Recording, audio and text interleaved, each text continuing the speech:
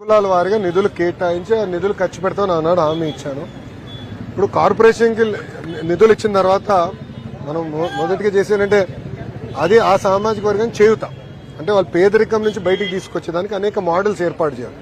So కార్లు కొనేదానికో, JCB కొనేదానికో, tipper కొనేదానికో అట్లా ఒక మోడల్, మా చేనేత సోదరులకు వచ్చి గల మగ్గాలు ఏర్పాటు చేసుకుని మార్కెటింగ్ చేసేదానికి దానికి కొన్ని మోడల్స్ ఉన్నాయి.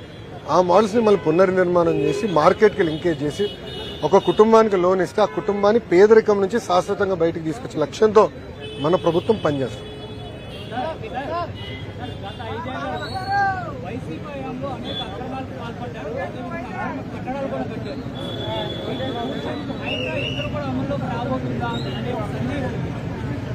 అన్నా ఇప్పుడు మద్యం కుంభకోణం జరిగింది, ఇసుక కుంభకోణం జరిగింది, మైనింగ్ లో పెద్ద ఎత్తున కుంభకోణం జరిగింది.